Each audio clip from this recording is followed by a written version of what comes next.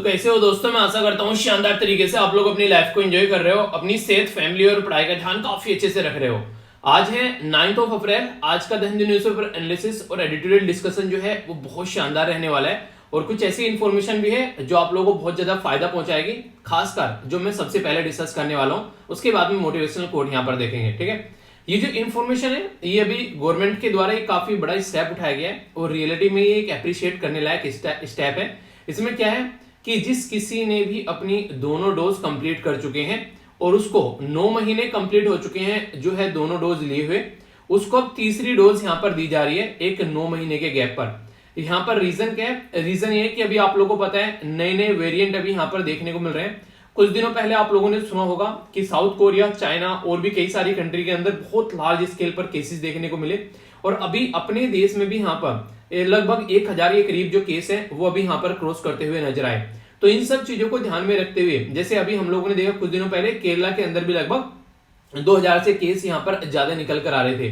तो अपनी कंट्री में जो है अभी अगर बात करें इन सब चीजों को ध्यान में रखते हुए कि और ज्यादा दिक्कत यहाँ पर देखने को नहीं मिल जाए, गवर्नमेंट के द्वारा एक काफी बड़ा डिसीजन लिया गया है। और ये जो डिसीजन यहाँ पर अनाउंस किया गया है हमारी कंट्री में हेल्थ मिनिस्ट्री के द्वारा यहाँ पर ये अनाउंस किया गया कि जो भी 18 प्लस है, यानी कि 18 साल से ऊपर की जो हमारे देश की जो जनता है, हमारे जो देश के सिटीजन है, हमारे जो भाई बहन है, उनको सबको यहाँ पर अगर 9 महीने का गैप हो चुका है तो उनको अपना तीसरा डोज यहाँ पर लेना पड़ेगा, जिसको नॉर्मली पहले बूस्टर डोज के नाम से भी हम लोग जान रहे थे। तो यहाँ पर बूस्टर डोज आप लोग इसको बोल सकते हैं, या फिर एक तरीके से आप लोगों ने सुना होगा कि precaution is better than cure, यानी कि एक तरीके से कि आप लोगों को प्रिकॉशन लेना है उसके ऊपर यहाँ पर फोकस किया जाएगा। तो उसके चलते यहाँ पर ये चीजें आप लोगों को देखने को मिल रही है। तो इसी के चलते यहाँ पर अभी 9 महीने का गैप यहाँ पर रखा गया, जिसके द्वारा अब तक 9 महीने का गैप जो है वो कंप्लीट कर लिया गया, वो अपने इस डोज को स्टार्ट कर सकता है। इसके लिए इनके द्वारा जो टाइम ड्यूरेशन रखा गया है ये है 10 अप्रैल, यानी कि कल से यहाँ पर ये डोज जो है वो स्टार्ट हो जाएगा। और ये बात जो है खुद हमारी कंट्री के जो हेल्थ मिनिस्टर है मनसुख मांडविया साहब, उनके द्वारा ये जनता के अंदर ये बातें रखी गई। तो अब आप लोगों के लिए यहाँ पर ड्यूटी हो गई है कि आप लोगों को ये देखना है, अगर आप लोग ये परिवार में कोई ऐसा पर्सन है जिसने यहाँ पर 9 महीने पूरे कर लिए हैं अपने दोनों डोज लिए हुए, वो यहाँ पर अपना तीसरा डोज यहाँ पर ले सकता है। तो एक तो ये इंपॉर्टेंट बात हो गई। और इसी के साथ में आप लोगों को अपना भी ध्यान रखना है। देखिए, आप लोग अपना ध्यान रखेंगे तभी आप लोग किसी और का ध्यान रख पाएंगे। क्या ऐसा भी कोई ऐसा भी फैमिली मेंबर है जिसने एक भी डोज नहीं लिया? तो बताइए, जिसने एक डोज लिया वो 1 लिखना, जिसने 2 लिए हैं वो 2 लिखना और जिसने नहीं लिया वो 9 लिखना। ऐसा भी कोई है क्या जिसने अब तक यहाँ पर एक भी डोज नहीं लिया है? तो ये गलत बात है यार, क्योंकि अभी जो है अगर आप लोग बात करें जो नया XE वेरिएंट आ रहा है, तो कई सारे लोगों के द्वारा बोला गया हमारे देश में है, कई ने बोला नहीं है। ठीक है, तो उसके चलते अभी कई सारे कंफ्यूजन चल रहे हैं। पर लेकिन वो देखिए होगा या नहीं होगा वो एक अलग बात है, पर लेकिन आप लोग को अपना ध्यान रखना चाहिए। ठीक है, आप लोग अपना ध्यान नहीं रखोगे तो कौन रखेगा? तो ये काफी बड़ी एक इन्फॉर्मेशन है जो कि आप लोगों को दूसरों तक भी पहुंचानी है और अपने घर में भी ये चेक कर रहे हैं कि हाँ कौन कितने ऐसे लोग हैं जो कि यहाँ पर एक तरीके से 9 महीने का गैप हो चुका है। ठीक है, तो इसके बारे में थोड़ा सा इन्फॉर्मेशन जरूर फैलाइएगा। ठीक है, काफी इंपॉर्टेंट बात है यार, जिंदगी में इंप्लीमेंट करोगे तो बहुत कुछ आप लोगों को यहाँ पर देखने को मिलेगा। आप लोग नॉर्मली क्या करते हैं, जिंदगी में कुछ करने स्टार्ट करते हैं और थोड़ा सा दिक्कत आई कि एकदम रुक गए और बोले कि यार ये नहीं होने वाला है हमसे। तो आप लोगों को अगर बात करें सफलता, जिसको सक्सेस आप लोग बोलते हैं नॉर्मली, वो रातों रात नहीं आती है। कोई भी इंसान आप लोगों ने देखा यार ये प्राइम मिनिस्टर बन गया, CM बन गया, या IAS ऑफिसर बन गया, या इसने कोई एग्जाम क्लियर कर लिया, वो इंसान जो है ऐसा नहीं है कि बस आज आप लोगों के सामने आया और आज यार क्लियर कर लिया, जिंदगी के इतने मजे ले रहा है। वो मजे देखने से पहले आप लोगों को यहाँ पर ये देखना पड़ेगा कि एक एक रात जो है इस इंसान ने एक एक दिन को कैसे यूटिलाइज किया है, तब जाकर ये यहाँ पर इस पोजीशन पर पहुंचा है। तो उसकी पोजीशन के पीछे जो मेहनत है वो भी आप लोगों को देखनी पड़ेगी। और वो कैसे आप लोग देख पाएंगे? जब आप लोग अपने आप को उस एक प्रक्रिया के अंदर अपने आप को डालेंगे कि जिस प्रक्रिया से थ्रू होते हुए आप लोग अपने बेसिकली फाइनल डेस्टिनेशन तक पहुंचेंगे। तो यहाँ पर कभी भी जो सक्सेस है वो रातों रातों नहीं मिलती। हर एक दिन आप लोगों को थोड़ा सा कुछ अच्छा करना पड़ता है, और जिस दिन से आप लोग थोड़ा सा कुछ अच्छा करते करते आगे बढ़ेंगे तो थोड़ा थोड़ा ऐड करते करते वो इतना बड़ा हो जाएगा कि आप लोगों को पता भी नहीं चलेगा कि कब जो है आप लोग दुनिया में कहां पर पहुंच गए। तो इसलिए हमेशा बोला जाता है कि अपना जिस इंसान ने भी जिंदगी में बस एक चीज कर ली, ये एक चीज जो बोलने जा रहा हूं ना, ये इतनी खतरनाक चीज है। जिस इंसान ने दुनिया में ये चीजें कर ली उस इंसान को कोई आज तक टच नहीं कर पाया। ठीक है, उन्हें वो एक छोटी सी एक वीडियो मैंने शेयर की थी कि अब तो आप मुझे टच भी नहीं कर सकते। ठीक है तो वो वाली बातें हैं। तो कहने का मतलब यहाँ पर ये कि जिंदगी में अगर बात करो, आप लोग बस एक छोटा सा काम करो, और ये बोलना आसान है, ठीक है, ये करना बड़ा मुश्किल है। ठीक है, ये क्या है कि अपना जो आज का दिन है उसको कंपेयर करो जो आप लोग का नेक्स्ट डे आने वाला है, और अगर आप लोगों का आज का दिन जो है वो जो लास्ट डे था उससे अगर बेटर आप लोगों ने कर दिया और इसी तरीके से आप लोग चलते रहे, यानी कि अगर महीने की तारीख के बारे में बात करूं तो आज है 9 तारीख। 9 तारीख का जो दिन है आप लोग का, आगे 10 तारीख जो आएगी वो 9 तारीख से थोड़ा सा बढ़िया होना चाहिए। 11 तारीख का जो आएगा वो 10 तारीख से थोड़ा सा अच्छा होना चाहिए। अगर ये चीजें आप लोग करते करते जिंदगी में आगे बढ़ गए ना, तो जिंदगी में आप लोगों को कभी भी किसी और के ऊपर फोकस करने की जरूरत नहीं पड़ेगी। और इसी को बोलते हैं अपने आप से कंपटीशन करना। अपने आप से कंपटीशन करना जिस दिन आप लोगों ने सुन लिया ना, एक तरीके से समझ लिया, उस दिन के बाद में आप लोग कभी भी दुनिया के ऊपर कभी फोकस ही नहीं करोगे। आप लोगों का फोकस अपने ऊपर हो जाएगा, और जो भी आप लोगों का फोकस बिगाड़ने की कोशिश करेगा, कुछ उल्टी सीधी हरकतें करेगा, आप लोग उसको इग्नोर करोगे कंप्लीटली, क्योंकि उसकी जिंदगी और आपकी जिंदगी कंप्लीटली डिफरेंट है। तो कभी भी किसी के साथ में ना तो कंपटीशन करो और ना ही कभी किसी के साथ में आप लोगों को कंपेयर करना है। और ये दो चीजें अगर जिंदगी में आप लोगों की आ जाए तो जिंदगी में कोई भी दिक्कत आप लोगों को देखने को नहीं मिलेगी। वरना कंपटीशन करते रहोगे तो इतना ही कंपटीशन करोगे जितना सामने वाला मेहनत कर रहा है। सामने वाला रुक गया, आप लोग भी तुरंत रुक जाओगे। तो ये आप लोगों को डिसाइड करना है कि आप लोगों को जिंदगी जो है किसी और की नजरों से देखनी है या खुद की अपनी जिंदगी को अपने हिसाब से एंजॉय करना है। तो ये कुछ बातें हैं, आई होप कि आप लोग इसको जिंदगी में अच्छे से इंप्लीमेंट करोगे। ठीक है, तो कई सारे देखिए आर्टिकल, इंपॉर्टेंट आर्टिकल है। एडिटोरियल के बारे में बात करें तो एडिटोरियल आज इतने इंपॉर्टेंट नहीं है। एक एडिटोरियल है जिसके बारे में हम लोग नहीं डालेंगे, क्योंकि आप लोगों को पता है यहाँ पर सैटरडे है, सैटरडे को जो है एडिटोरियल कम ही रहते हैं यहाँ पर। तो एक तो यहाँ पर जो एडिटोरियल होगा ये वाला मैं डिस्कस करूंगा आप लोगों से, इसके बारे में हम लोग बात करेंगे। और ये एजुकेशन सिस्टम के बारे में ये थोड़ा सा डिफरेंट है, पर लेकिन एक आर्टिकल दूसरा जो बचा हुआ है वो मैं आप लोगों से कवर करूंगा, थोड़ा सा कुछ पॉइंट्स इसके भी इंक्लूड करेंगे। पर लेकिन ये आर्टिकल हमारा डिफरेंट होगा जो हम लोग डिस्कस करेंगे। एक आर्टिकल है पाकिस्तान के बारे में, पाकिस्तान के अंदर जो इमरान खान की खस्ता हालत हो रखी है उसके बारे में है, तो इसको इग्नोर कर सकते हैं। उनकी पॉलिटिक्स है, इलेक्शन के बाद में पता चलेगा कि क्या क्या कंडीशन है और कितनी बिगड़ रही है, कितनी सुधर रही है। ये आर्टिकल है यूक्रेन के बारे में, बेसिकली रशिया के द्वारा बम्बार्डमेंट की जा रही है, तो उसके चलते बेसिकली रशिया को सलाह दी जा रही है कि यार थोड़ा सा सुधर जाओ ना, कुछ तो शर्म करो। ठीक है, वो वाली बात है, क्योंकि अभी पुतिन साहब जो हैं वो इतने गरमाए हुए हैं, उन्होंने जहां भी मन कर रहा है वहीं रॉकेट दाग दे रहे हैं। अभी यहाँ पर एक ट्रेन स्टेशन के ऊपर रॉकेट दाग दिया, 50 लोगों की यहाँ पर जान चलेगी। तो इसके चलते यहाँ पर सिचुएशन जो है वो काफी ज्यादा खराब हो रही है, क्योंकि एक इंसान का फ्रस्ट्रेशन का जो लेवल होता है ना, वो जब पूरा होने लगता है तो ऐसी हरकतें आप लोगों को देखने को मिलेगी। पुतिन सोच रहा था कि जाऊंगा खेलता फिरता अपना काटता मारता चल का फटाफट एक तरीके से लड़ाई खत्म करूंगा, फिर आके अपना मजे में एंजॉय करूंगा, पर लेकिन ऐसा कुछ हुआ नहीं। सारी चीजें जो है वो जस्ट अपोजिट हो गई। तो इसके चलते इंसान का फ्रस्ट्रेशन निकल कर आ रहा है, ऊपर से दुनिया भर के सैंक्शन लग रहे हैं, तो सारे मुद्दे हैं, तो उसके बारे में यहाँ पर बात की जा रही है। ठीक है, चलिए जो भी है देखते हैं क्या मुद्दा है। बाकी एक काफी इंपॉर्टेंट आर्टिकल मैं आप लोगों से डिस्कस करने वाला हूं, जो कि आप लोगों के एग्जाम के लिए काफी इंपॉर्टेंट होगा, और बहुत सारी स्टैटिक इंफॉर्मेशन मैं आप लोगों को यहाँ पर बताने वाला हूं करंट मुद्दे के साथ में। तो करंट प्लस स्टैटिक का मिक्सचर रहेगा। देखिए दोनों वीडियो जो होते हैं ना आप लोगों का बिल्कुल ऐसे ही रहते हैं, जैसे एक शाम को आती है वीडियो, आप लोगों ने देखा होगा, इसमें भी करंट और स्टैटिक रहता है, इसमें पीआईबी और इंडियन एक्सप्रेस हम लोग कवर करते हैं, और इसमें मैंने क्वेश्चन भी जो डाले हैं, कई सारे बच्चे उसको अच्छे से एंजॉय कर रहे हैं। तो क्वेश्चन जरूर अटेम्प्ट किया करो पूरा आर्टिकल देखने के बाद में, जिससे कि आप लोग चीजों को अच्छे से ध्यान रख सको। ठीक है, अभी अगर यहाँ पर मैं आप लोगों से बात करूं तो ये काफी इंपॉर्टेंट यहाँ पर हो जाता है। इसके बारे में कुछ बातें आप लोग यहाँ पर क्या समझ सकते हैं, ये काफी इंपॉर्टेंट है कि यहाँ पर अगर बात करें सिटीजनशिप अमेंडमेंट एक्ट के बारे में, तो मैं आप लोगों को बहुत कुछ यहाँ पर बताने वाला हूँ। आप लोगों का पॉलिटी का एक चैप्टर भी यहाँ पर कवर हो जाएगा, बेसिकली बेसिक बैकग्राउंड इन्फॉर्मेशन के साथ में। अभी हमारी कंट्री में जो होम मिनिस्ट्री है वो बात कर रही है कि आने वाले टाइम में जल्दी ही यहाँ पर 6 महीने या फिर उसके साथ में यहाँ पर सिटीजनशिप अमेंडमेंट के जो रूल है वो आप लोगों को देखने को मिलेंगे। तो क्या है सिटीजनशिप अमेंडमेंट, क्या इसके फीचर हैं, किस तरीके से कौन कौन से रिलीजन को ये कवर कर रहा है, कौन सी कंट्री को कवर कर रहा है, और इसके साथ में कौन से इश्यूज हैं। तो ये काफी एक इंपॉर्टेंट टॉपिक आप लोग का बन जाता है, बहुत ही ज्यादा न्यूज में है रिसेंटली, अभी इसके बारे में बार बार बात की जाती है। तो एक एक बात जो है मैं आप लोगों को यहाँ पर क्लियर करके चलूंगा। ठीक है, सिटीजनशिप के बारे में बात करेंगे यहाँ पर, जो कि एक पूरा चैप्टर है पॉलिटी के अंदर आप लोगों का। और जो भी बच्चे देखिए यहाँ से होता है, आप लोग जैसे जागरूक होते हैं ना, अभी एक बच्चे के द्वारा एक इन्फॉर्मेशन शेयर की गई कि ये मुझे वास्तव में एक हार्ट टचिंग बात लगी। एक बच्चे का एक्सीडेंट हुआ और एक्सीडेंट की वजह से थोड़ा सा इतनी कि एक हॉस्पिटलाइज हो गया बंदा। ठीक है, तो बोला है कि सर मतलब सर ऐसे फैमिली मेंबर थी, लड़की थी पर लड़का था, मैं इतना मतलब नाम नहीं देख पाया। एक्चुअली कई बार क्या होता है ये, मतलब मैं इसके लिए सॉरी बोलना चाहूंगा। मैं कई बार ना बस मतलब मेल देखता हूँ, मेल नहीं मतलब जो कमेंट होता है फिर मेल होता है वो देखता हूँ, कई बार मैं नाम देखना भूल जाता हूँ कि लड़के ने भेजा है फिर लड़की ने भेजा है। ठीक है, तो वो थोड़ा सा मैं कई बार कर देता हूँ, क्योंकि मतलब मेन जो रहता है वो भेजा क्या है उसके बारे में ध्यान देना होता है। ठीक है, तो उस पर जब मैंने पढ़ा मुझे याद नहीं आ रहा लड़के ने भेजा लड़की ने भेजा। मतलब ये वास्तव में हार्ट टचिंग बात है कि सामने वाले का एक्सीडेंट हो गया और वो जो इंसान है वो फिलहाल जो है हॉस्पिटलाइज है। तो बोला जा रहा है कि मैंने आपका लेक्चर देखा तो कम से कम ये लगा कि चलो जो भी दिन में बुरा हो रहा था वो अपनी जगह, कम से कम मैंने कुछ अच्छा काम भी किया। ये होती है यार पॉजिटिविटी। ठीक है, जिंदगी में हर जगह से मतलब सारी चीजें नेगेटिव आ रही हैं आप लोगों के सामने, पर फिर भी आप लोग अपने आप को शीशे में देखो और अपने दिल पर हाथ रख के बोलो वाह यार जिंदा है हम। ठीक है, और क्या चाहिए, जिंदा है तो सब कुछ कर लेंगे ना। तो ये होती है पॉजिटिविटी।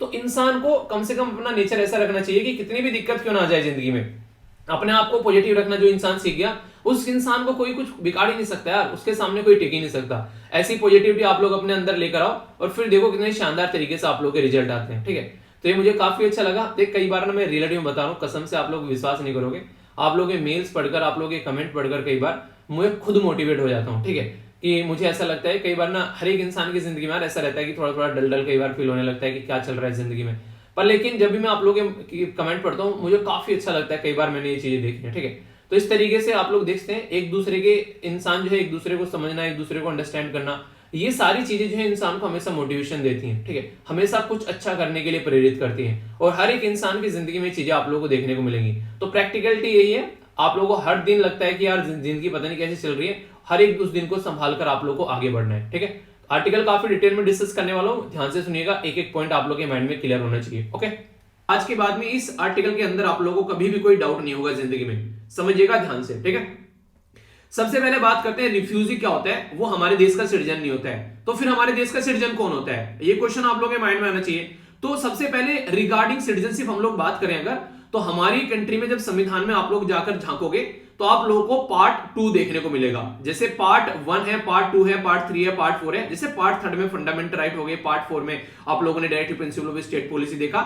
ऐसे ही पार्ट 2 में जब आप लोग जाओगे तो इसमें आप लोगों को सिटीजनशिप देखने को मिलेगी। और ये जो सिटीजनशिप है ये आर्टिकल 5 से लेके आर्टिकल 11 तक सिटीजनशिप के बारे में मेंशन किया गया है। और इसके साथ में हमारी कंट्री में एक कानून भी बनाया गया आजादी के बाद में, 1955 में ये कानून आया। इस कानून में यहां पर यह बोला गया कि यहां पर कई सारी बातें की गई कि कौन किस तरीके से हमारे देश में सिटीजन बन सकता है और कैसे उसकी सिटीजनशिप जो हट सकती है, तो ये बातें बताई गई। तो उसके लिए एक कानून बनाया गया और यहां पर ये आफ्टर 26 जनवरी 1950 हमारे देश में ये चीजें इंप्लीमेंट हो गई, जैसे हम लोगों ने अपना संविधान जो है वो इंप्लीमेंट किया।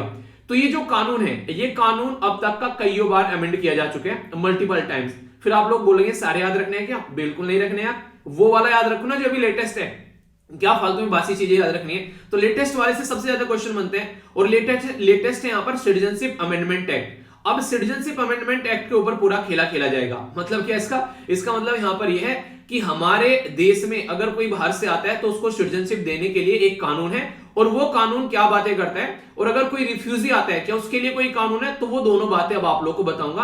अब दोनों में कंफ्यूजन नहीं होना है। कुछ तो लोग ऐसे हैं जो हम लोग जिनको बुला रहे हैं, आ जाओ भाई तुमको दिक्कत देखने को मिल रही है तुम्हारे देश में, तुम हमारे देश में आ जाओ, पर लेकिन कुछ ऐसे हैं जो बिना बुलाए मेहमान आ गए। अब दोनों में डिफरेंस होना चाहिए। ठीक है, तो उनको हम लोग समझेंगे आखिर क्या क्या मुद्दा है। जैसे सिटीजनशिप अमेंडमेंट एक्ट 2019 के बारे में बात करें तो हमारे देश में बहुत बड़ा प्रोटेस्ट हुआ, लोग सड़कों पर उतर गए। तो उस टाइम पर क्या था, उस टाइम पर यह था कि 6 कम्युनिटी, नॉन मुस्लिम कम्युनिटी यानी कि इसके अंदर मुस्लिम को इंक्लूड नहीं किया गया, हिंदू, सिख, बुद्धिस्ट, जैन, पारसीज और क्रिश्चियन, ये बिल्कुल वो कम्युनिटी है जो आप लोगों को नॉर्मली जो मुस्लिम डोमिनेटेड कंट्री हो गई, जैसे पाकिस्तान हो गया, अफगानिस्तान हो गया और बांग्लादेश हो गया, ये ऐसे देश है जहां पर मुस्लिम जो है वो मेजोरिटी में पाए जाते हैं, इनके बहुसंख्यक यहां पर मुस्लिम है। और दूसरी ये कम्युनिटी है हिंदू, सिख, बुद्धिस्ट, जैन, पारसीज और क्रिश्चियन, ये यहां पर कम मात्रा में पाई जाती हैं। तो इसके चलते यहां पर ये बोला गया कि भाई साहब ठीक है, अगर तुमको यहां पर इन 3 देश के अंदर दिक्कत देखने को मिल रही है तो आप हमारे देश में आओ, हम तुमको आराम से अपने गले लगाएंगे। अगर आप लोग 31 दिसंबर 2014 से हमारे देश में आ चुके हो तो तुम्हारे ऊपर जो है ये 2 कानून नहीं लगेंगे। 2 कानून क्या करते हैं, अगर हमारे देश में कोई इंसान जो है वो गलत तरीके से एंट्री कर गया है, यहां पर उसके ऊपर फॉरेनर एक्ट 1946 और पासपोर्ट एक्ट 1922 लगेगा, यानी कि उसको जो है भाई साहब उल्टा उसी के देश में जाकर लटकाया जाएगा, यानी कि अपने देश में हम लोग उसको अलाउ नहीं करेंगे। ये बातें आप लोग यहां पर बोल सकते हैं इसके बारे में। यानी कि अगर कोई हमारे देश में गलत तरीके से आना चाहता है तो उसको रोकने के लिए ये 2 कानून है, सीधा सीधा ये बात याद रख लेना, और कोई ज्यादा टेंशन मगजमारी करने की जरूरत ही नहीं है। पर लेकिन अगर इन देश में से 2014 के पहले अगर ये जो कम्युनिटी आती है, हिंदू, सिख, बुद्धिस्ट, ये सारी कम्युनिटी आती है जो कि यहां पर प्रॉब्लम फेस करती है इन देश में, तो उनको अलाउ किया जाएगा और इनको छूट दे दी गई है कि ये कानून तुम्हारे ऊपर नहीं लगेगा। आप हमारे देश में आ जाओ, हम तुमको सिटीजनशिप प्रोवाइड करा देंगे। तो ये बातें यहां पर बोली गई। तो इसके चलते मुद्दा क्या हो गया, हम लोगों ने कुछ देश के लोगों को अलाउ कर दिया अपने देश में आने के लिए कि भाई साहब ठीक है, तुम हमारे देश में आ जाओ और इसके चलते तुम हमारे देश में आकर अपनी लाइफ को एंजॉय कर सकते हो। अगर नॉर्मल तरीके से देखा जाए तो बाहर से अगर कोई लोग आते हैं तो कई सारे आप लोगों को कानून यहां पर देखने को मिलेंगे। जैसे फॉरेनर एक्ट हो गया 1946, इसी के साथ में registration of the foreigner act हो गया 1939, पासपोर्ट एक्ट हो गया 1967, एक्सट्रेडिशन एक्ट हो गया 1962, सिटीजनशिप एक्ट हो गया 1955, अभी यहां पर जो अमेंडमेंट किया वो भी इंक्लूड कर दिया गया, और फॉरेनर ऑर्डर हो गया 1948। तो यहां पर ये सारे जो आप लोगों को देखने को मिलेंगे ये कानून है और अलग अलग तरीके से डील करते हैं। यानी कि कोई कुछ बोलता है, कोई कुछ बोलता है। वो नहीं कहते आप लोगों को देखना मिले, अगर घर वाले बोले कि यार चलो बाहर घूमने का मन है, आप लोग बोले चलो घुमा के लाते हैं, तो आप लोगों ने बोला, उस घर वालों ने बोला कुछ खाने का मन है, आप लोग उनको रेस्टोरेंट में ले गए। घर वालों ने बोला कुछ खरीदने का मन है, आप लोग उनको किसी पर्टिकुलर मतलब जो कुछ खरीदना है, मान लीजिए घर का सामान खरीदना है या फिर कपड़े का सामान खरीदना है, तो अलग अलग दुकानों पर ले गए। तो मतलब आप उन्होंने बोला कि इस तरीके से नहीं, एक तरीके से कि कुछ एंटरटेनमेंट करना है, तो आप लोग वहां पर बच्चों को साथ में कुछ झूला वूला झुलाने के लिए ले गए। पर लेकिन अगर नॉर्मल तरीके से देखा जाए ये सारा काम एक ही जगह हो जाता। वो क्या है, वो मॉल में ले जाते, सारी चीजें एक ही जगह इकट्ठी मिल जाती। पर लेकिन आप लोग मॉल में ना लेकर अलग अलग जगह चले गए। तो वही कहानी आप लोगों को यहाँ पर देखने के लिए मिलेगी, अलग अलग कानून है अलग अलग चीजों के लिए। तो बोला यह जाता है कि एक कॉम्प्रिहेंसिव कानून होना चाहिए हमारी कंट्री में। और हम लोग यहाँ पर जो एक particular United nation refugee convention है 1951 का, इसके भी हम लोग एक तरीके से यहाँ पर एक वो नहीं कहते, इसके भी हम लोग एक तरीके से सिग्नेटरी होनी चाहिए। हम लोगों ने इसको भी साइन नहीं किया। अब कंसर्न क्या है, अगर सिटीजनशिप अमेंडमेंट एक्ट के बारे में भी आप लोग बात करते हैं यहाँ पर, तो सबसे पहले तो ये पर्टिकुलर कम्युनिटी को टारगेट करता है। तो इसके चलते यहाँ पर कई सारी चीजें आप लोग को देखने को मिलेगी। मतलब क्या है, मतलब समझ लेते हैं एक एक कर टारगेट कर रहा है पर्टिकुलर कम्युनिटी को, पर्टिकुलर कम्युनिटी को टारगेट कर रहा है। इसका मतलब क्या हो गया, इसका मतलब सीधा सीधा यहाँ पर ये हो गया कि आज की डेट में एक कम्युनिटी है जो कि यहाँ पर आप लोगों को देखने को मिलेगा मुस्लिम कम्युनिटी, उसको अलाउ नहीं किया जा रहा है, बाकी सबको अलाउ किया जा रहा है। तो ये बोल दिया यार ये तो बिल्कुल गलत है। हमारे देश में एक कॉन्सेप्ट है जिसको बोलते हैं सेक्युलरिज्म, तो सेक्युलरिज्म के कॉन्सेप्ट के बिल्कुल खिलाफ हो गया। आप लोग बोलेंगे कैसे, इसको तो क्या बोलते हैं, इसको हिंदी में धर्मनिरपेक्षता बोलते हैं। तो ये स्लाइड इतनी इंपॉर्टेंट है कि आप लोग नहीं बोल सकते, इसके ऊपर स्टार लगा सकते हैं जितने आप लोग चाहें। ये ऐसी स्लाइड है जिसमें से कई बार क्वेश्चन पूछे गए हैं। सबसे पहले तो एक वर्ड है सेक्युलर। सेक्युलर शब्द का मतलब क्या होता है, इसका मतलब होता है कि धर्मनिरपेक्षता, यानी कि एक तरीके से सेपरेट कर दिया रिलीजन को अलग, बिल्कुल उसमें जो एडमिनिस्ट्रेशन है वो इंटरफेयर नहीं करेगा। तो एक तरीके से कोई रिलीजन आपस में एक दूसरे के साथ में इंटरफेयर नहीं करेंगे, सब अपनी जिंदगी को एंजॉय करेंगे। क्या संविधान में स्टार्टिंग से ही इसके बारे में कुछ लिखा हुआ था? अगर कोई पूछ ले आप लोगों से तो बिल्कुल नहीं लिखा हुआ है भाई साहब। 42nd कॉन्स्टिट्यूशन अमेंडमेंट किया गया था 1976 में, तब जाकर हमारे देश में कुछ चेंज किया गया। और ये जो चेंज है ये आप लोगों से प्रीलिम्स में क्वेश्चन बन चुके हैं, अगर ध्यान से आप लोगों ने देखा होगा। पहले ओरिजिनली संविधान कैसा था, ध्यान से सुनिएगा, बहुत इंपॉर्टेंट है। यहाँ पर सोवरन, डेमोक्रेटिक और रिपब्लिक, ये तीन शब्द लिखे हुए थे हमारे संविधान में। पर लेकिन 42nd यानी कि 42वां जब संविधान में संशोधन किया तो जो सोवरन है यानी कि यहाँ पर बिल्कुल एग्जैक्टली ये वाली पोजीशन पर हम लोगों ने सोशलिस्ट और सेक्युलर और ऐड कर दिया, और ये डेमोक्रेटिक और रिपब्लिक खिसक गया थोड़ा सा इधर को, और दो शब्द यहाँ पर आ गए।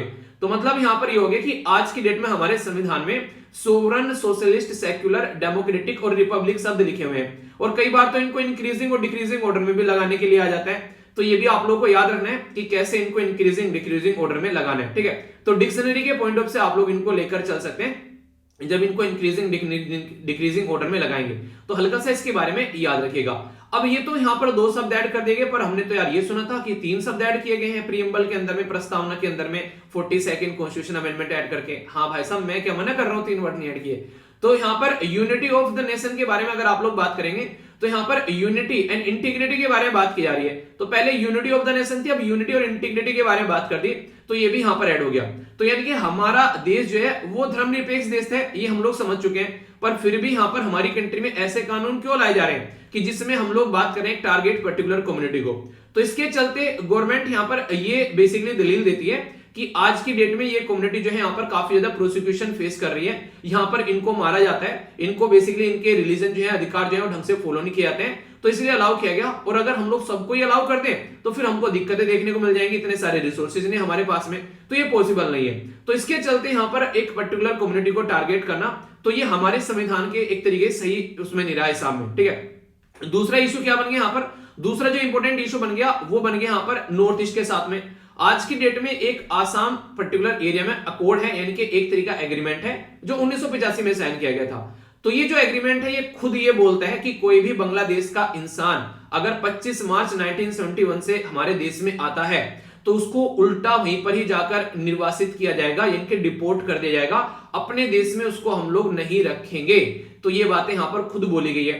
तो कहने का मतलब यहां पर ये, तुम तो बोल रहे हो यार हम तो सिटीजनशिप अमेंडमेंट है, आप एक्ट लेकर आ रहे हैं, सिटीजनशिप अमेंडमेंट एक्ट में आप लोग ये बोल रहे हो कि हम लोग इन लोगों को इन कंट्री से अलाउ करेंगे अपने देश में।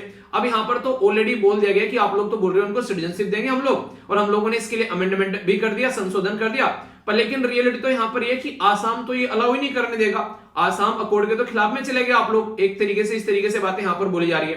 तो ये भी काफी बड़ा इश्यू है जिसकी वजह से आसाम में कई बार प्रोटेस्ट देखने को मिलता है। नेक्स्ट जो इंपॉर्टेंट इश्यू है ये है बेसिकली फंडामेंटल राइट। अब ये वाला जो आर्टिकल है थोड़ा सा ध्यान से सुनिएगा, और इसके ऊपर कई बार क्वेश्चन बन चुके हैं। यहां पर बोला ये जा रहा है कि आज की डेट में अगर कोई पर्टिकुलर पर्सन है तो उसको फंडामेंटल राइट मिले हुए हैं, ये समझ में आता है पार्ट 3 में हमारे संविधान के अंदर में, जो हमारे देश का नागरिक है। पर लेकिन ऐसा नहीं है कि हमारे देश के नागरिकों को ही फंडामेंटल राइट मिले हुए हैं। जी हां, आप लोगों ने बिल्कुल सही सुना, कुछ फंडामेंटल राइट ऐसे हैं जो आज को देखने को मिलेगा हमारे देश के नागरिकों के लिए है ओनली, और कुछ ऐसे दोनों के लिए, ठीक है। तो बोला यहां पर यह गया कि fundamental right available to both, यानी कि सिटीजन और फॉरेनर। आप लोग बोलोगे क्या हम दूसरों को भी फंडामेंटल राइट देते हैं? जी हां, बिल्कुल देते हैं। आखिर क्यों करते हैं ऐसा, तो अभी आप लोग समझ जाएंगे। मान लीजिए बात की जा रही है आर्टिकल 21 के बारे में, ये बात करता है protection of the life and personal liberty. अब मान लीजिए कोई हमारे देश में आ रहा है और उसकी जान को खतरा है, तो भाई साहब वो तो एक तरीके से हमारे देश में कभी आएगा ही नहीं, कोई भी इंसान, कोई टूरिस्ट भी हमारे देश में नहीं आएगा, उसकी जान को खतरा है। तो ये संविधान ऑलरेडी उनको भी बोलता है कि तुम्हारी भी लाइफ को प्रोटेक्ट किया जाएगा। ऐसा नहीं कि इंडियन सिटीजन को ही प्रोटेक्ट किया जाएगा, तुम्हारी लाइफ को भी प्रोटेक्ट किया जाएगा। तो ये दोनों के लिए हो गया। अगर कोई अपने रिलीजन को एंजॉय करना चाहता है हमारे देश में आकर, तो भाई साहब उसको भी मनाही नहीं है, तुम भी अपने रिलीजन को एंजॉय कर सकते हो, हम लोग बिल्कुल नहीं रोकेंगे, तुम अपना रिलीजन खूब एंजॉय करो। तो इसके चलते हमारी कंट्री में इनको भी अधिकार दे रखे हैं। अब इक्वलिटी बिफोर लॉ, किसी ने आकर कुछ गड़बड़ कर दी देश में, तो हमारे कानून के हिसाब से उसके ऊपर बेसिकली आज की डेट में जो भी है उसके ऊपर केस चलेगा, ठीक है। तो एक तरीके से हर एक इंसान जो है जो हमारे देश में आएगा उसके लिए हम लोगों ने ये कानून बना रखे हैं। तो ये आर्टिकल 14, 20, 21, 21A, 22, 23, 24, 25, 26, 27, 28। अब यहां पर कोई भी ऐसा पर्टिकुलर आर्टिकल नहीं है जो यहां पर फॉरेनर के लिए अवेलेबल नहीं है, पर हाँ ये एनिमी अगर कोई कंट्री है तो उसके लिए यहां पर ये अवेलेबल नहीं होगा, ऐसे आप लोग यहां पर बोल सकते हैं। यानी कि निशाना किसकी तरफ को है? पाकिस्तान। ठीक है, तो ऐसा आप लोग समझ सकते हैं यहां पर। इसी के साथ में ये इंपॉर्टेंट क्वेश्चन आप लोगों से एग्जाम में पूछे जा चुके हैं। अब आप लोगों के मन में ये आ रहा होगा यार फिर ऐसे कौन से हैं बेसिकली फंडामेंटल राइट जो इनको हम ही एंजॉय कर सकते हैं, जो अंग्रेजों के सॉरी जो बाहर वालों को नहीं मिलेंगे, तो वो कौन से फंडामेंटल राइट है?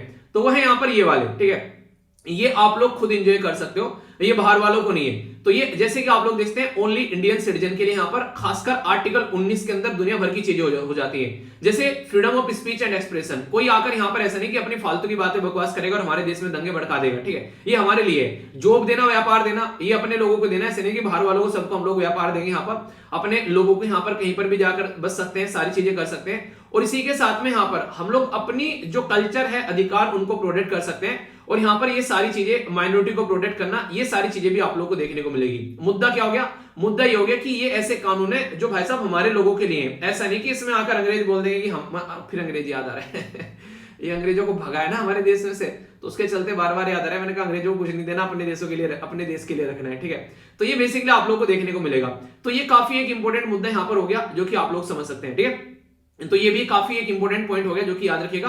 तो इसलिए यहां पर कुछ अधिकार ऐसे हैं जो हमारे देश के लिए और बाहर वालों के लिए, सबके लिए, और कुछ ऐसे हैं जो हमारे देश के लिए हैं। और ये इतनी इंपॉर्टेंट क्वेश्चन है जो कई बार पूछे जा चुके हैं। तो ये आर्टिकल आप लोग इसके बारे में थोड़ा सा तो कम से कम पता होना चाहिए आप लोगों को, ठीक है। इसी के साथ में अभी एक और बात जो आप लोगों से मैं क्वेश्चन की फॉर्म में डिस्कस करना चाहूंगा, वो है सेक्युलरिज्म के बारे में। कहां पर लिखा हुआ है ये तो आप लोगों को मैंने पढ़ा दिया। ये लिखा हुआ है कहां पर? ये लिखा हुआ है बेसिकली संविधान के अंदर। अगर आप लोग जाएंगे तो प्रियम्बल प्रस्तावना के अंदर लिखा हुआ है। पर लेकिन अगर क्वेश्चन आप लोगों से कोई पूछ ले कि ये प्रस्तावना के अंदर ही लिखा हुआ है क्या, बस कहीं और संविधान के बारे में, मतलब सेक्युलरिज्म के बारे में आप लोगों को झलक नहीं देखने को मिलेगी, तो भाई साहब बिल्कुल गलत क्वेश्चन हो जाएगा। ये बिल्कुल झलक देखने को मिलेगी, और पर लेकिन डायरेक्ट झलक देखने को नहीं मिलेगी। वो गाना आएगा झलक दिखला जा। झलक दिखला जा मतलब झलक आप लोगों को खुद देखनी पड़ेगी उसके अंदर झांककर। वो कैसे, वो मैं बताता हूं।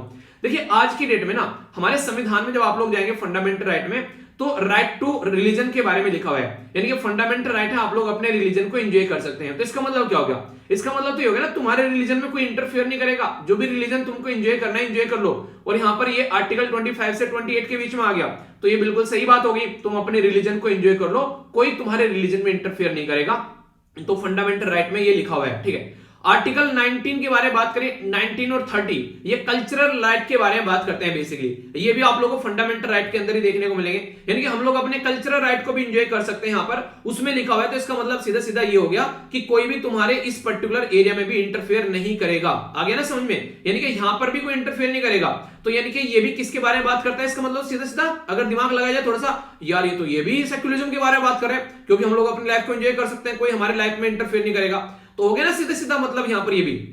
तो इस तरीके से आप लोग समझ सकते हैं। इसी के साथ में ये बहुत ही उम्दा आर्टिकल है जो कि बहुत ज्यादा न्यूज में बोला जा रहा है कि यूनिफॉर्म सिविल कोड हमारे देश में होना चाहिए। शादी विवाह के मामलों में, तलाक के मामलों में, इन सब मुद्दों के ऊपर यहाँ पर हमारी कंट्री में एक यूनिफॉर्म सिविल कोड होना चाहिए। इसका मतलब ये है सीधा सीधा कि सबके लिए इक्वल कानून होना चाहिए हमारे देश के अंदर में। तो ये बोलता है ऑलरेडी यहाँ पर ये, तो इसका मतलब क्या होगा? सबके लिए इक्वल कानून, मतलब सबके लिए, जी हाँ बिल्कुल सबके लिए। तो इसका मतलब फिर से सेक्युलरिज्म आप लोगों को देखने को मिल रहा है। ये बोल ही नहीं रहा है कि इस रिलीजन के लिए होना चाहिए, इस रिलीजन के लिए होना चाहिए।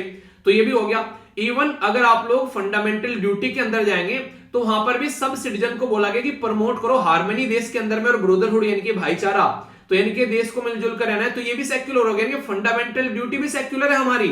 इसी के साथ में यहाँ पर हमारी कंट्री में केस भी है, बुमाई केस है 1994 का, वो खुद बोलता है कि बेसिक स्ट्रक्चर का पार्ट है सेक्युलरिज्म। तो ये वो क्वेश्चन है जो बार बार आप लोगों के एग्जाम में पूछे जा चुके हैं, ठीक है। इसलिए मैंने बोला कि इन स्लाइड्स के ऊपर अपने स्टार लगा लेना और फिर मत बोलना क्वेश्चन कहां से आ गया। तो इसके चलते आज की डेट में आप लोगों को देखने को मिलेगा कि अगर सेक्युलरिज्म के बारे में बात करें तो ऐसा नहीं है कि सेक्युलरिज्म बस आप लोगों को यहां पर एक जगह देखने को मिल जाएगा। आर्टिकल 14 में सेक्युलरिज्म देखने को मिलेगा, राइट टू इक्वलिटी के बारे में बात करते हैं सबके लिए, इवन फॉरेनर के लिए भी। तो वहां पे भी आप लोग सेक्युलर की झलक देख सकते हैं। तो ये इसीलिए मैंने आप लोगों को यहाँ पर ये सेक्युलरिज्म का पूरा कॉन्सेप्ट बताया। और इवन मेंस आंसर राइटिंग में भी सेक्युलरिज्म के ऊपर क्वेश्चन पूछे जा चुके हैं, अगर क्वेश्चन उठाकर देखोगे, ठीक है। आगे बढ़ते हैं। नेक्स्ट यहाँ पर बात की जा रही है डिस्क्रिमिनेटरी नेचर का है, यानी कि तमिलनाडु में भी तो भाई साहब तमिलियन कम्युनिटी जो है वो दिक्कत में है यहाँ पर बेसिकली आज के में, खासकर श्रीलंका में। उनको हम लोग किस तरीके से लेकर चलते हैं? उनको तो हम लोग सिटीजनशिप अलाउ नहीं करते हैं। म्यांमार के अंदर हिंदू रोहिंग्या कम्युनिटी जो है वो कई बार दिक्कतें फेस करती है, उनको हम लोग अलाउ क्यों नहीं करते हैं? उसके बारे में सोचना चाहिए। इसी के साथ में यहाँ पर अगर बात करते हैं तो उइगर कम्युनिटी है चाइना के अंदर, बहुत ज्यादा दिक्कत फेस कर रही है। तो ये एक्ट जो बनाया गया सिटीजनशिप अमेंडमेंट, ये तो उसको भी लेकर आना चाहिए था, पर हम लोगों ने उसको भी नहीं लेकर आए। तो यहाँ पर आज की डेट में बहुत सारे इश्यूज देखने को मिले जिसकी वजह से इस कानून को गलत ठहराया गया। इसी के साथ में डिफिकल्टी हो गई एडमिनिस्ट्रेशन के अंदर में। अगर कोई बाहर से आएगा देश के अंदर में इलीगल माइग्रेंट, तो एक तरीके से दिक्कत देखने को मिलेगी, कैसे हैंडल करना है वो देखना पड़ेगा। इवन पड़ोसी देश के साथ में जिन 3 कंट्री से हम लोगों ने बोला है ये लोग आ सकते हैं, उसके साथ में हमारे रिलेशन खराब हो सकते हैं अगर इस पैटर्न को इस तरीके से हम लोग लेकर चलते हैं। यानी कि हम लोगों को समझना पड़ेगा एग्जैक्टली क्या सही है और क्या गलत है, ऐसे हवा में तीर नहीं चलाना है। तो ये बातें यहाँ पर बोलने की कोशिश की गई है। मैं आशा करता हूं पूरा आर्टिकल जो है आप लोगों की समझ में आया होगा।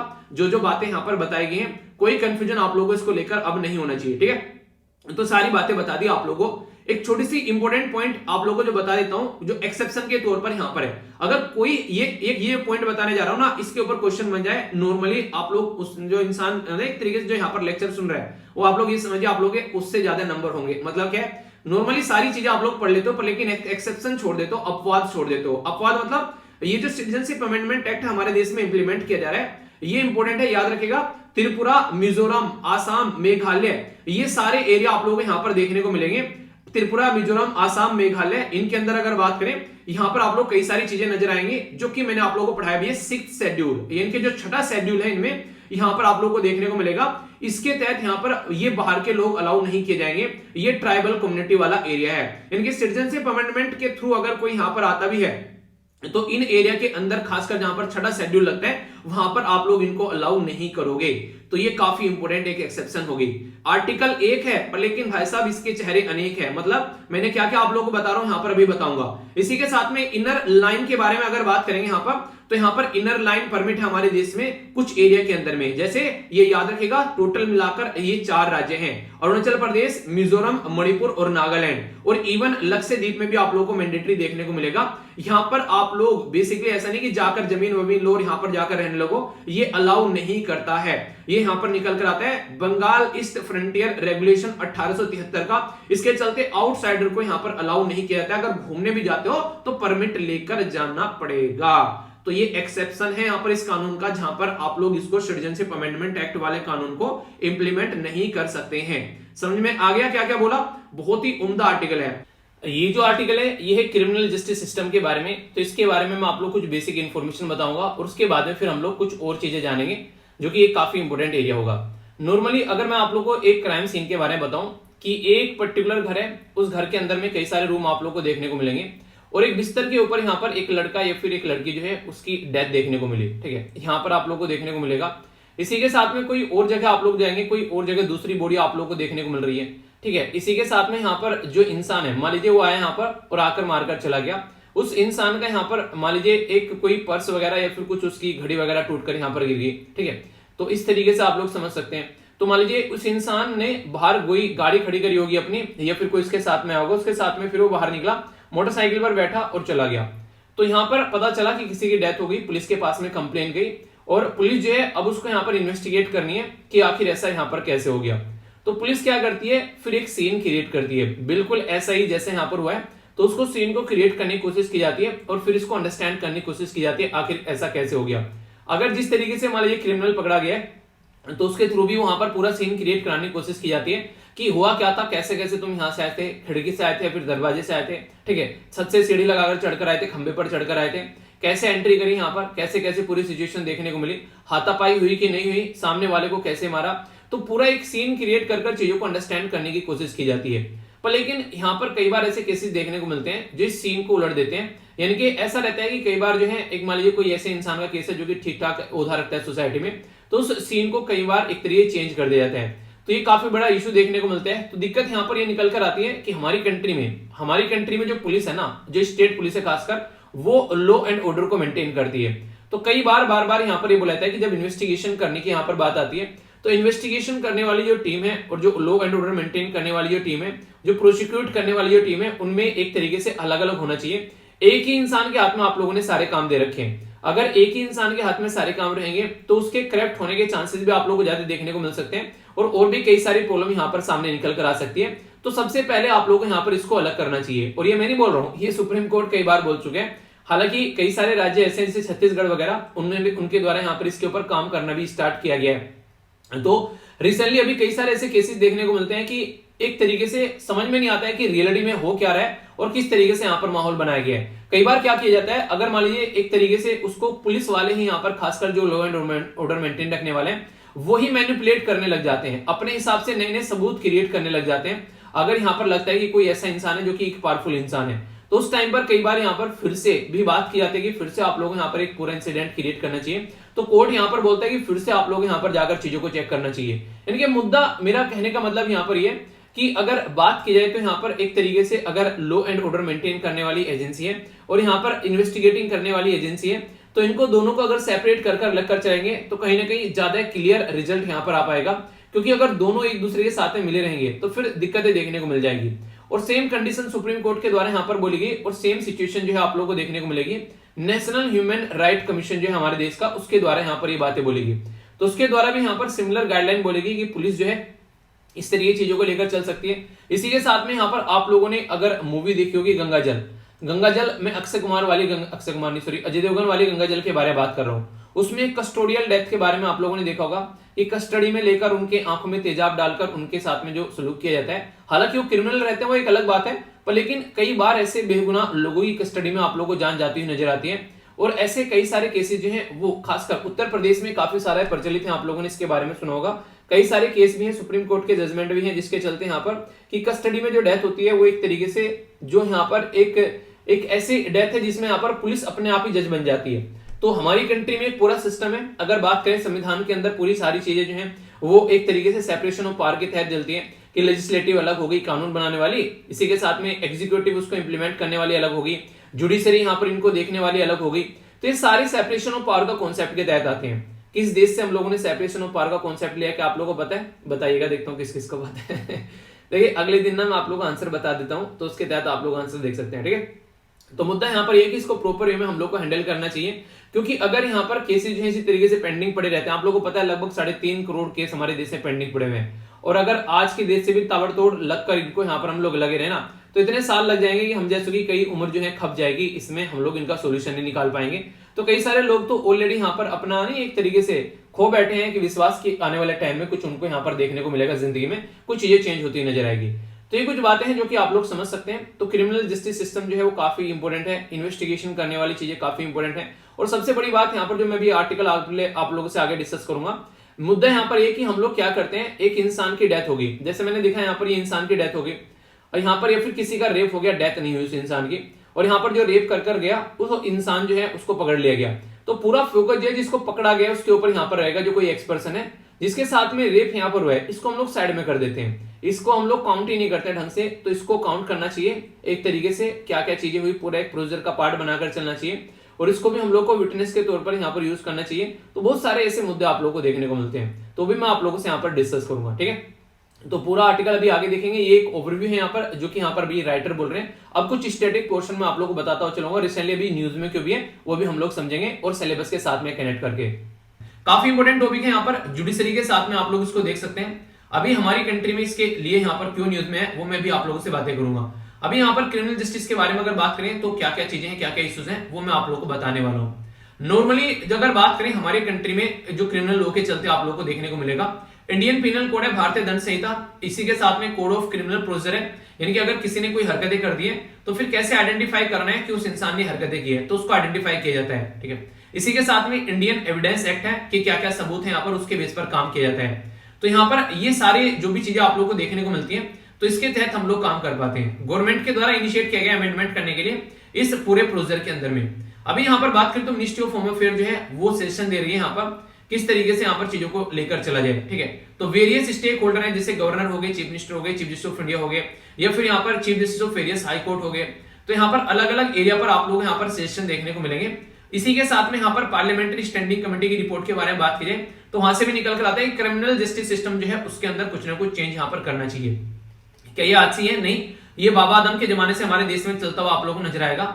इसके बारे में बात करें तो यहाँ पर कोडिफिकेशन के बारे में बात की जा रही है, क्रिमिनल लॉ के बारे में, जो यहाँ पर ब्रिटिश टाइम पर यहाँ पर ये बनाया गया था। अगर बात करें तो यहाँ पर लॉर्ड थॉमस, जिनका नाम था यहाँ पर बेबिंगटन मैकॉले, तो इनके बारे में आप लोगों ने सुना भी होगा, लॉर्ड मैकॉले। तो 21वीं सेंचुरी में यहाँ पर इंडियन पिनल कोड जो है उसकी नींव इनके द्वारा रखी गई थी, जिसको आप लोग भारतीय दंड संहिता भी बोलते हैं, 1860 का।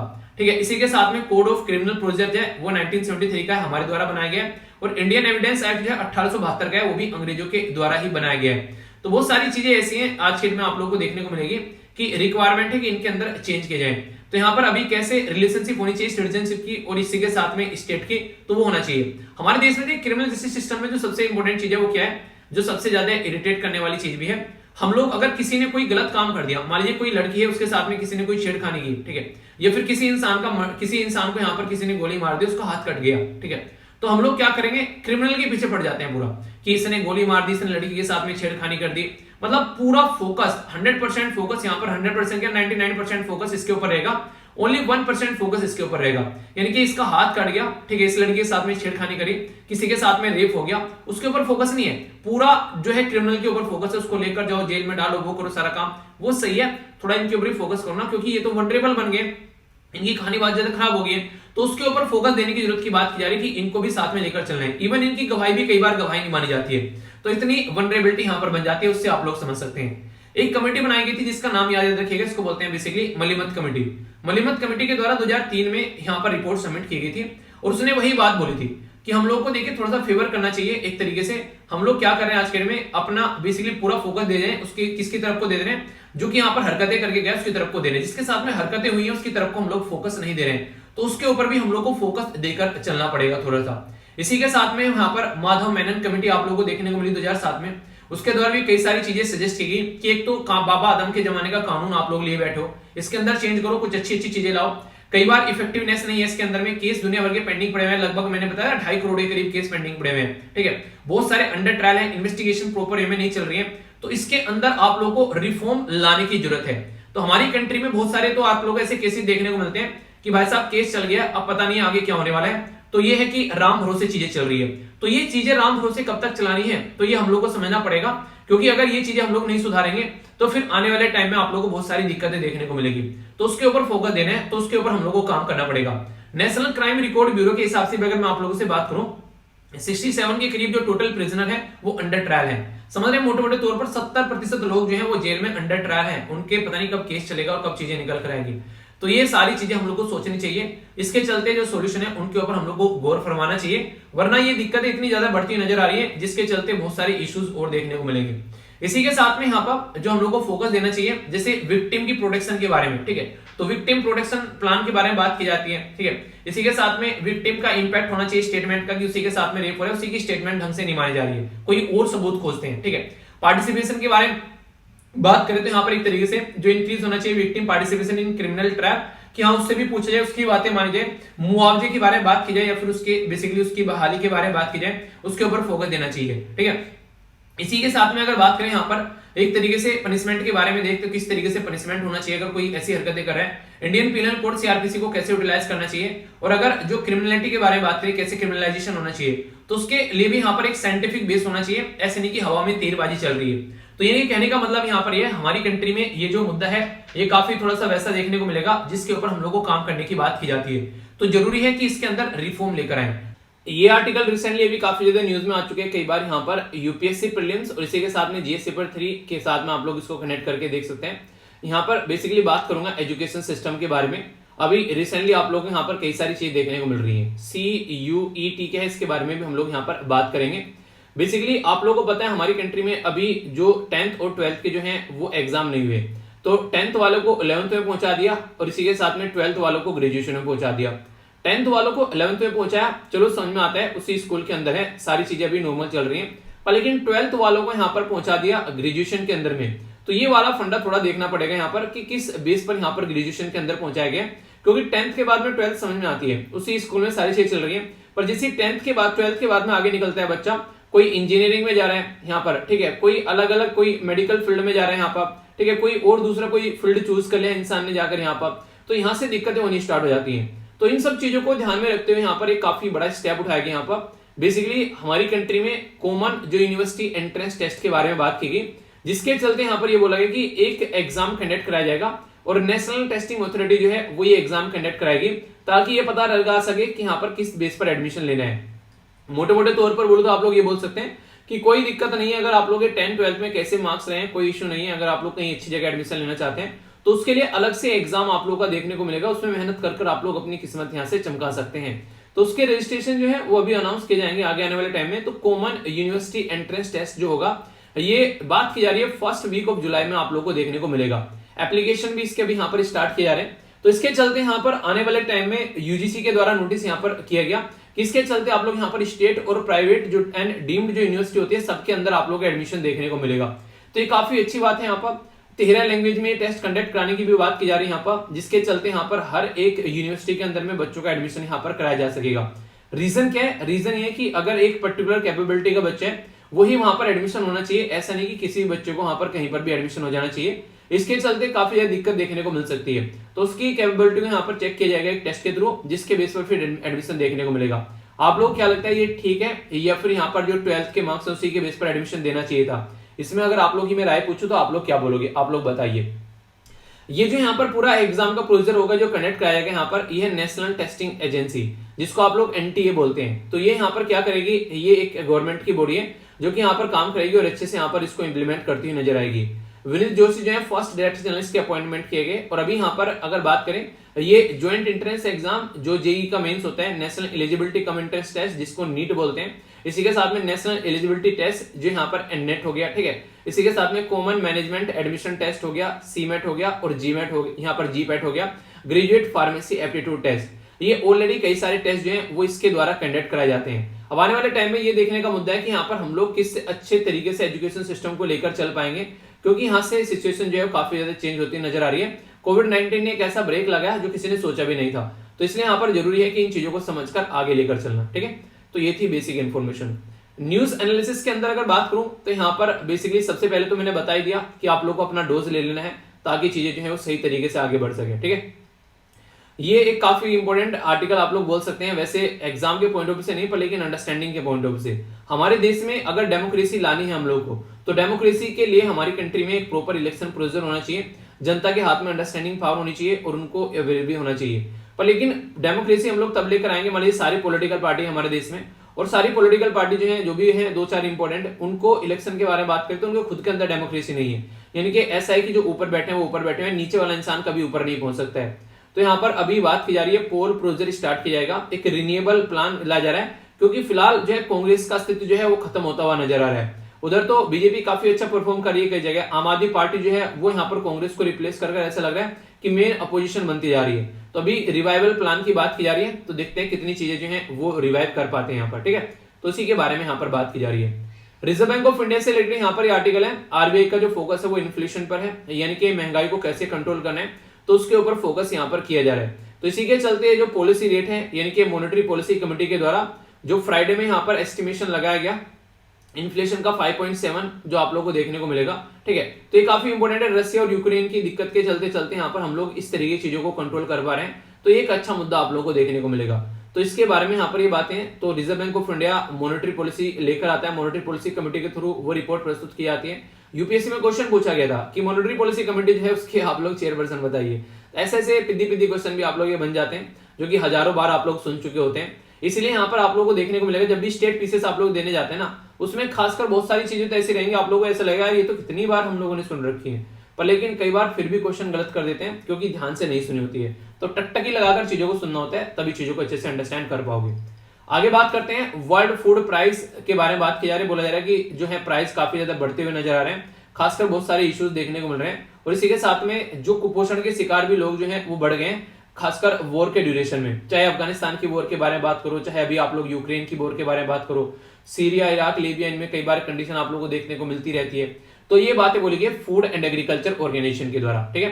तो काफी इंपॉर्टेंट ये ऑर्गेनाइजेशन है, याद रखिएगा। फूड एंड एग्रीकल्चर ऑर्गेनाइजेशन जो है ये यूनाइटेड नेशन यानी कि यूएन की एक बॉडी है।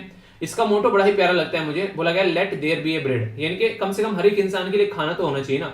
तो ये बातें यहाँ पर बोलते हैं। हेडक्वार्टर रोम इटली में है, डायरेक्टर जनरल कौन है ये आप लोग को बताना है। फाउंड किया गया था क्यूबिक कनाडा के अंदर में, और फॉर्मेशन इसका 16 अक्टूबर 1945 में किया गया था। एक रिपोर्ट है जो कि आप लोग याद रख सकते हैं, इसके द्वारा प्रस्तुत की जाती है ग्लोबल फॉरेस्ट रिसोर्स असेसमेंट। कई बार क्वेश्चन बन जाता है जो कि आप लोग यहाँ से याद रख सकते हैं।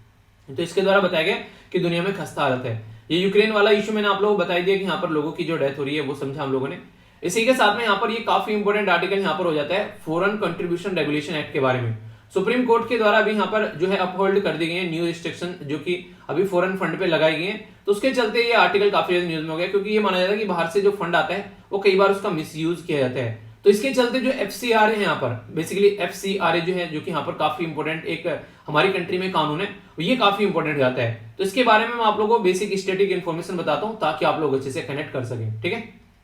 फॉरेन कंट्रीब्यूशन रेगुलेशन एक्ट, जिसको एफसीआरए आप लोग बोलते हो, ये हमारी कंट्री में एक एक्ट लेकर आया गया था। एक स्टैट्यूटरी बॉडी है बेसिकली आप लोग बोल सकते हो, जिसके चलते हम लोग जो भी एनजीओ है अगर बाहर से वो पैसा ले रही है तो वो हमारी कंट्री में बेसिकली रजिस्टर उसको कराना होता है कि ताकि पता चलता रहे कितना पैसा यहाँ पर निकल कर आ रहा है। तो इंटरनल सिक्योरिटी को ध्यान में रखते हुए बात की गई, पता चला बाहर से पैसा आ रहा है और हमारे देश में दंगे फसाद करवा दिए, तो वो भी तो नहीं होने चाहिए ना। तो उसके लिए भी सही है कि इनके ऊपर कोई चेक एंड बैलेंस तो होना चाहिए ना देश के अंदर में। तो पहली बार 1976 में यहाँ पर ये ऐसा कुछ एक्ट लेकर आया गया, यानी कि पहली बार 1906 में ऐसा कुछ एक्ट लेकर आया गया। फिर इसको अमेंड किया गया 2010 में, इनके इसके अंदर कुछ चेंज इनके संशोधन किए गए। और आज की डेट में हमारे देश में कोई भी एनजीओ, कोई भी एसोसिएशन, कोई भी ग्रुप अगर आता है तो उसको यहाँ पर आकर बेसिकली यहाँ पर आकर उसको मेंशन करना पड़ता है कि हाँ ऐसी ऐसी चीजें और यहाँ से फंड ले रहा है। उसको ये सारी चीजें आइडेंटिफाई करनी पड़ती है, मेंशन करनी पड़ती है गवर्नमेंट के सामने, अपनी मनमानी नहीं चला सकते।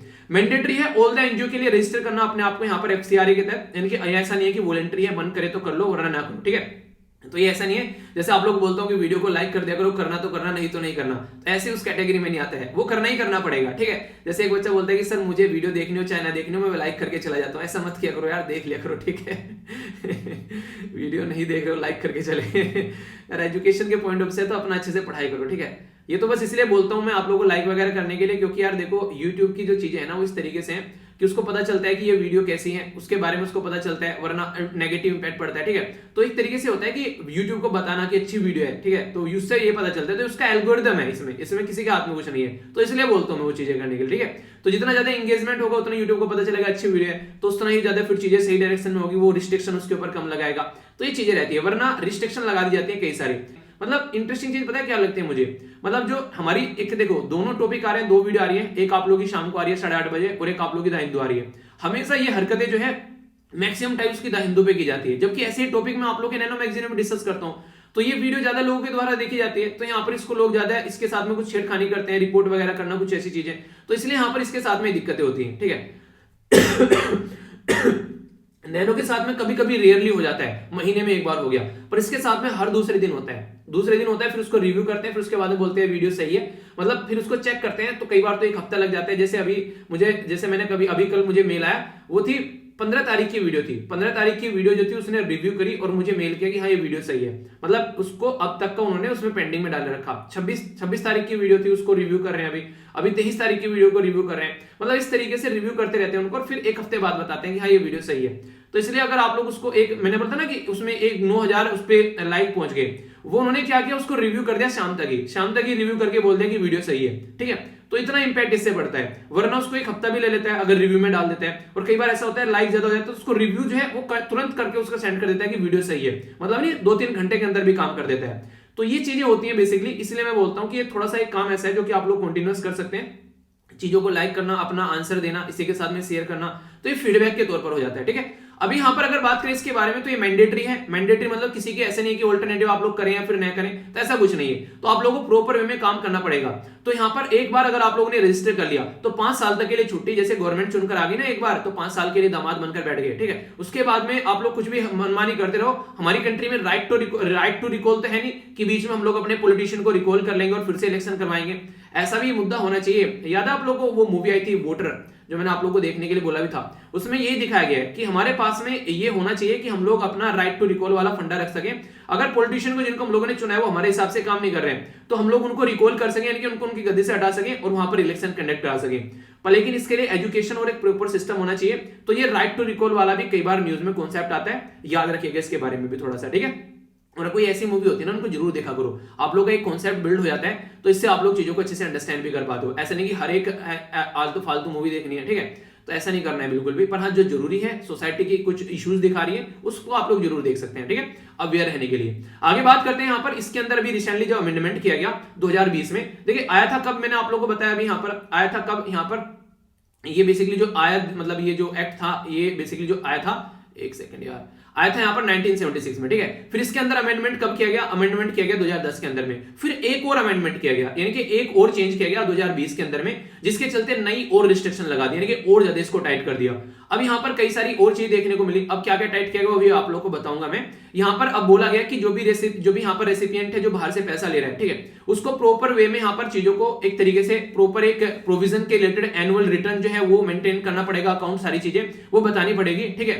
अगर बात करें अगर फंड के बारे में, ठीक है, जो फंड यहां पर उसको जिस ऑब्जेक्टिव के लिए लिया है उसी ऑब्जेक्टिव के लिए अगर यूटिलाइज करेगा तो समझ में आएगा। मान लीजिए जैसे नहीं, मैं आप लोगों को बोलता हूं कि जैसे आजकल मैं जो बच्चे किताब मांग रहे हैं उनको किताब देता हूं, ठीक है, तो यहां पर अगर किताब के लिए मेरे पास में जो फंड है, मान लीजिए मेरे पास में भी 5,000 रुपए है और मुझे वो 5,000 रुपए की बच्चों को किताब देनी है, तो मतलब वो 5,000 रुपए उनकी किताबों के लिए ही खर्च होने चाहिए। ये नहीं कि उसको कहीं और किसी चीज में खर्च कर दिया, किसी का एक्सीडेंट हो गया, मैंने उसको बोला कि ले पैसे ले ले, यार इतने सारे एक्सीडेंट होते हैं, मैं तो वो काम कर नहीं पाऊंगा क्योंकि इतने सारे लोग बीमार होते हैं, इतनी सारी चीजें होती हैं। पर हाँ, किताब अगर लोगों को दूंगा, पढ़ लेंगे, तो वो किसी न किसी की आगे चलकर हेल्प कर देंगे। तो वो सारी चीजें आप लोग यहाँ पर अंडरस्टैंड कर सकते हैं, जिस चीज के लिए है उसी चीज के लिए उसको यूज करो, ये कहने का मतलब यहाँ पर होता है। एनुअल जो इनफ्लो है फंड का कंट्रीब्यूशन का, तो वो अभी रिसेंटली यहाँ पर डबल हो गया 2010 से लेकर 2020 तक का, अगर बात करें 19 तक का। और यहाँ पर अभी एफसीआर रजिस्ट्रेशन के तहत 19,000 के करीब ऑर्गेनाइजेशन जो है ये कैंसिल किए गए, जिनके चलते कोई ना कोई यहाँ पर प्रॉब्लम देखने को मिली। अभी यहाँ पर इंपॉर्टेंट मुद्दे हैं, कुछ याद रखिएगा। कई सारे रिस्ट्रिक्शन यहाँ पर लगा दी गई। पहली रिस्ट्रिक्शन तो ये लगा है कि प्रोविजन कर दिया ऑफ फंड ट्रांसफर, यानी कि सेक्शन 7 जो है यहाँ पर इनको ये पावर देता है कि आप लोग यहाँ पर ऐसा कुछ कर सकते हैं, फंड को ट्रांसफर होने से आप लोग रोक सकते हैं, ऐसी कंडीशन आप लोगों को देखने को मिलेगी। एक यहाँ पर जो सबसे बड़ी दिक्कत ये लगा दी कि आप लोग को एसबीआई में जो दिल्ली के अंदर जो ब्रांच है उसी के अंदर जाकर आप लोग यहाँ पर बेसिकली सिस्टम कंप्लीट करना है फंड ट्रांसफर वाला। मान लीजिए पूरे देश के अंदर में एनजीओ है, वो एसबीआई के अंदर ही जाकर यहाँ पर ये चीजें देखेगा, ये थोड़ी सी एक अलग लेवल की रिस्ट्रिक्शन होगी, ठीक है। शेयर करना इन्फॉर्मेशन, तक, ठीक है। इन्फॉर्मेशन ऑथोरिटी को शेयर करना, जो भी रेमिटेंस आ रहा है, कहां से क्या क्या चीज हो रही है सारी, चलिए वो तो सही है। एक अकाउंट मेंटेन रखना है यहाँ पर। इसी के साथ में आधार कार्ड के बारे में बात की, ऑथराइज करना, नो योर कस्टमर वाली वो सारी चीजें तो मैंडेटरी कर दिया कि हाँ अगर आप लोगों के पास में यह फंक्शन करने के लिए तो आप लोगों का एक तरीके से ये मैंडेटरी आप लोगों को होना चाहिए अकाउंट के साथ में कनेक्ट, ठीक है। इसी के साथ में कैप, ये काफी इंपॉर्टेंट है, जो काफी ज्यादा क्रिटिसाइज भी की गई। अगर बाहर से कोई पैसा आ रहा है तो यहां पर उसका पहले 50% क्या थे, एडमिनिस्ट्रेटिव कॉस्ट के लिए खर्च कर लेते थे, यानी कि लोगों को अपने अंदर, उसके अपने ग्रुप के अंदर लेके आना, उनको मान लीजिए किसी को एक ड्रेस देना कि हाँ इस तरीके से आप लोग हमारी ड्रेस पहनोगे, उनको एक तरीके से सपोर्ट प्रोवाइड कराना, ठीक है। अगर कोई कुछ काम करना चाहता है थोड़ा बहुत उनको पैसा दे देना, तो एडमिनिस्ट्रेटिव कॉस्ट पहले 50% आती थी। तो बोला कि एडमिनिस्ट्रेटिव कॉस्ट या 50% से घटाकर 20% कर दो इसको, यानी कि अगर बाहर से कोई पैसा, अगर 100 रुपए बाहर से किसी को फंड मिल रहा है तो 100 में से 20% ही वो है अपने खर्चे के लिए यूज करेगा, 80% जो है वो जिस पर्पज के लिए है उसके लिए खर्च करेगा। यानी कि ऐसा नहीं कि आप लोग अय्यासी करोगे यहाँ पर इस फंड का।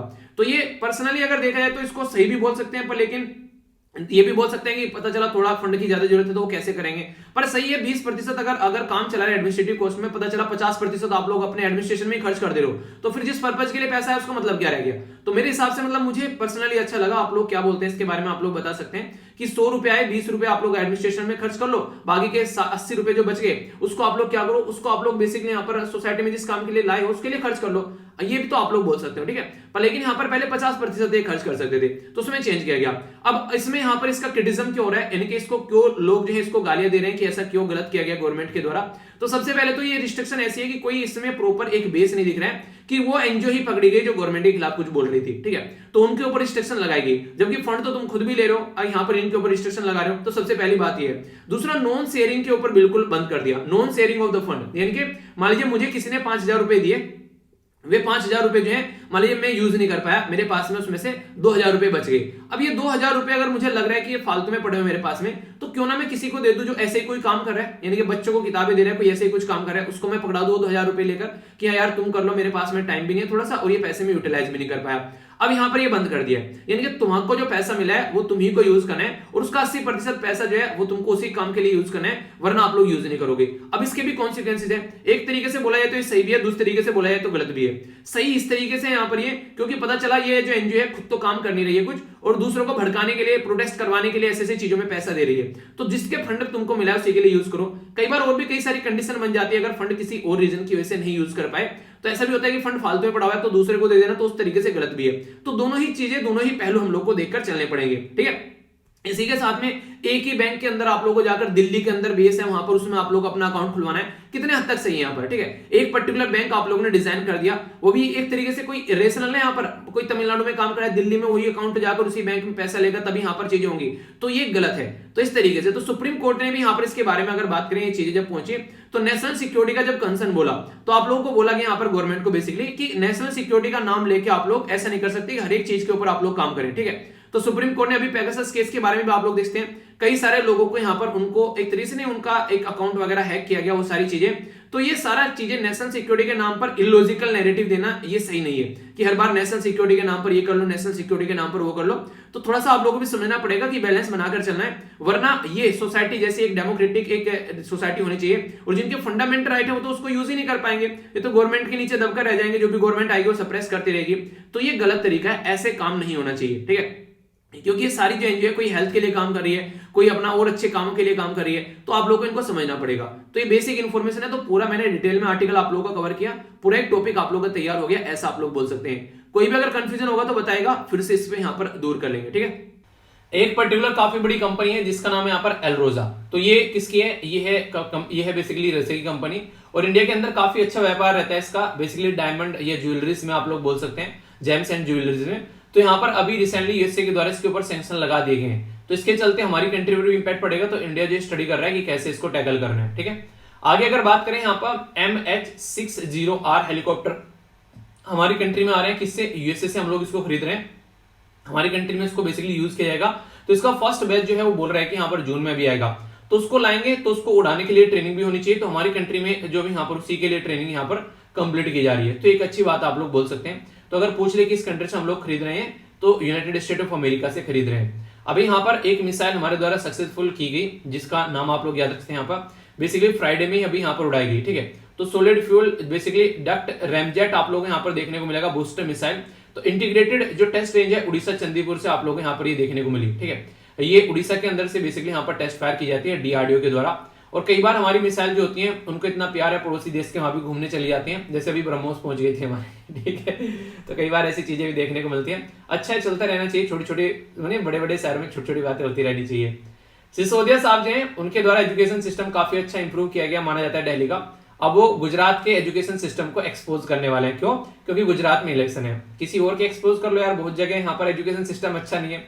छत्तीसगढ़, बिहार, उत्तर प्रदेश, इनमें घूमो एक बार जाकर, मतलब गुजरात में जाकर एक्सपोज करोगे।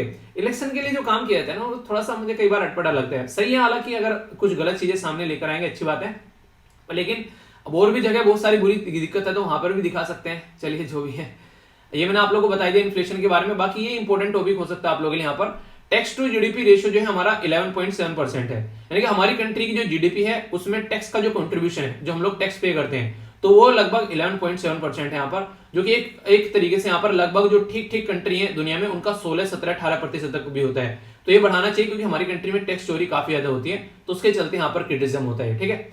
यह आज का आप लोगों का सुडोकू जो कि आप लोग अटेम्प्ट करना है। कई सारे बच्चे इसको अच्छे से फिल करते हैं, आप लोग भी अच्छे से फिल करिएगा। और सैटरडे है, सैटरडे को एक एस्से यानी कि निबंध आप लोग को मिलता है, तो वो मैं टेलीग्राम पर पोस्ट करूंगा, उसको आप लोग जरूर देखिएगा, कोई भी दिक्कत देखने को नहीं मिले। तो यहाँ पर आप लोग जाकर देखते हैं, डेली रेगुलरली 2 क्वेश्चन आप लोगों के लिए पोस्ट किए जाते हैं। बहुत सारे बच्चे अच्छे से आंसर लिख रहे हैं। जिसको प्रीलिम्स नहीं देना है आपकी बार, वो कम से कम रेगुलर आंसर लिखते रहे। और बाकी पीडीएफ वगैरह आप लोग यहाँ पर मिल ही जाती है, ठीक है। इसी के साथ में SLV पीडीएफ पर आप लोग को जो डेली चीजें प्रोवाइड कराता हूँ उनको आप लोग अच्छे से देखा करो, ठीक है। यहाँ पर जो भी क्विज वगैरह होते हैं उनके आंसर भी आप लोग को मिल जाते हैं, ओके। तो ये थी सारी चीजें आज की। और कल के जो आंसर है काफी अच्छे से दिए गए SLV कमांडो यहाँ पर नविया के द्वारा, और इसी के द्वारा यहाँ पर जो बेसिकली सौरभ के द्वारा, ठीक है। तो दोनों के द्वारा काफी अच्छे से आंसर दिए गए, तो इनको आप लोग जरूर देखिएगा। यहाँ पर कोई भी डाउट है तो आप लोग इनको मैच कर लेना एक बार। तो एक बेहतरीन तरीके से आंसर देते हैं कई सारे बच्चे यार, अच्छा लगता है, ठीक है, पार्टिसिपेट करते हो। तो आज का डिस्कशन यहीं पर समाप्त करते हैं। पीडीएफ जो है टेलीग्राम से जाकर डाउनलोड कर लेना, फ्री ऑफ कॉस्ट है, सारी पुरानी पीडीएफ भी प्रोवाइड करा दी है। और जो भी पॉलिटिकल रिवीजन कर रहे हैं वो अच्छे से लगे रहो यार, एंड मोमेंट पर अच्छे से तैयारी कर रहे हो और रिवीजन भी अच्छे से करो। मैं देख रहा हूँ कि जो मंथली वीडियो है वो भी कई सारे बच्चों ने देखना स्टार्ट कर दिए। मंथली वीडियो जो है पिछले 2-3 दिनों में मैंने देखा बहुत सारे बच्चे देख रहे हैं, बहुत सारे बच्चे कमेंट कर रहे हैं। जो भी वीडियो पुरानी देखा करो उसके नीचे डन लिख दिया करो, ताकि मुझे पता चलता रहे कि आप लोग किस तरीके से लेकर चल रहे हो। तो आज का लेक्चर यहीं पर समाप्त करते हैं। बड़ों को नमस्ते, छोटों को प्यार, छोटी सी लाइफ में एंजॉय करार। मिलता हूं नेक्स्ट लेक्चर में, तब तक के लिए जय हिंद।